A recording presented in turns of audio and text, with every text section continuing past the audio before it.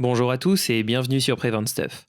Aujourd'hui, je vous propose une vidéo sur l'utilisation des masques de protection face au coronavirus. Le 2 mars dernier, le ministère de la Santé annonçait la mise à disposition pour les professionnels de santé de masques chirurgicaux issus du stock d'État pour faire face à la propagation du virus. Le problème, c'est qu'aux prémices de l'épidémie, seuls les masques FFP2 étaient préconisés pour les soignants afin de s'en protéger efficacement. Alors, comment expliquer ce revirement? Eh bien, le SARS-CoV-2 est un virus émergent. À son apparition, un maximum de précautions ont été préconisées logiquement pour la sécurité des soignants, comme l'utilisation systématique de masques FFP2. L'épidémie avançant, on en sait désormais plus sur ce virus et ses modes de contamination. Pour faire cette vidéo, je me base sur un rapport récent de l'OMS à ce sujet.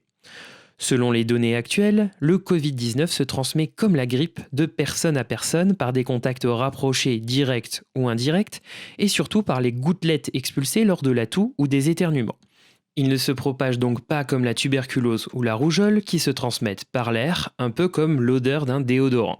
Donc, pour se prémunir des gouttelettes infectieuses, c'est bien un masque anti-projection qui est nécessaire en association avec des lunettes de protection. Ce qui tombe plutôt bien car les stocks de FFP2 sont particulièrement bas partout dans le monde. Ainsi, la SF2H et la SPILF préconisent l'utilisation de masques FFP2 uniquement pour les actes invasifs susceptibles d'aérosoliser le virus, comme l'intubation, les fibroscopies et les aspirations. L'utilisation des masques médicaux pour la population hors symptômes ou prescription médicale n'est à ce jour pas recommandée ni par l'OMS ni par de nombreux gouvernements. Une des raisons évoquées est que le port systématique de masques serait susceptible de générer un faux sentiment de sécurité, poussant à négliger les autres mesures barrières essentielles comme le lavage des mains. De plus, l'utilisation d'un masque requiert des précautions particulières, comme ne pas le baisser au niveau du cou et ne pas le manipuler avec les mains, ce qui pourrait générer un risque de contamination. Mais au-delà de ces arguments, qui ne font pas forcément l'unanimité, notamment en Asie, il paraît nécessaire face à la pénurie actuelle en France de réserver ces masques précieux à ceux qui sont le plus exposés et à ceux qui sont symptomatiques. Mais certains modèles de masques en tissu fait maison, bien qu'ils ne soient pas aussi efficaces que les masques chirurgicaux, se sont révélés pertinents en laboratoire pour réduire le risque de transmission ou protéger l'utilisateur.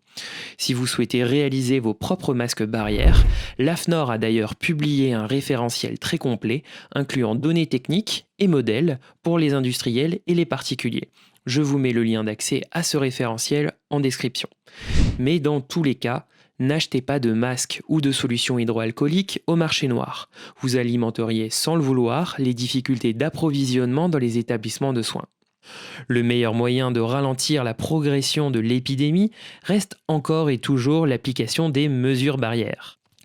Lavez-vous fréquemment les mains, avec du savon ou une friction de solution hydroalcoolique. Toussez dans votre coude, pas dans vos mains. Utilisez des mouchoirs à usage unique. Ne regardez pas trop les chaînes d'information qui font peur. En cas de symptômes, portez un masque chirurgical si vous êtes en contact avec d'autres personnes et éloignez-vous des plus fragiles.